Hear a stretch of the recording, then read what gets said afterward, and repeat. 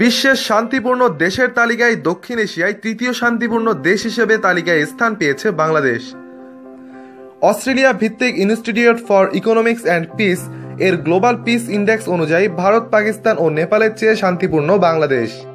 ১৬৩টি দেশের মধ্যে ২.035 স্কোর নিয়ে ৮৪তম অবস্থানে রয়েছে বাংলাদেশ, যা মধ্যম মানের শান্তিপূর্ণ দেশ হিসেবে পরিগণিত।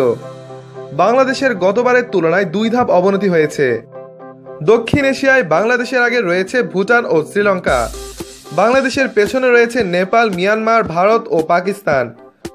দক্ষিণ এশিয়ার মধ্যে অতি নিম্নমানের শান্তি বিরাজমান দেশের তালিকায় অবস্থান পেয়েছে একমাত্র পাকিস্তান। সবচেয়ে শান্তিপূর্ণ দেশের তালিকায় শীর্ষস্থান ধরে রেখেছে আইসল্যান্ড। এরপরে আছে নিউজিল্যান্ড, পর্তুগাল, অস্ট্রিয়া ও ডেনমার্ক। যুদ্ধবিধ্বস্ত সিরিয়া ও আফগানিস্তান তালিকায় সবার নিচে অবস্থান করছে।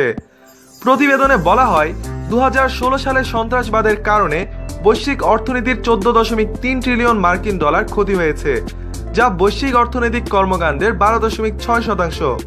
আইইপি প্রকাশিত গ্লোবাল পিস ইন্ডেক্স প্রতি বছর ৩টি বিষয়কে বিবেচনায় নিয়ে বৈশ্বিক শান্তির প্রতিবেদন প্রকাশ করে, যা মোট জনসংখ্যার ৯৯.৭% মানুষের প্রতিনিধিত্ব করে। বিবেচনায় নেওয়া বিষয়গুলো হচ্ছে সমাজে বিদ্যমান নিরাপত্তা, আভ্যন্তরীণ ও আন্তর্জাতিক সহিংসতার পর্যায় ও সামরিকায়নের পর্যায়।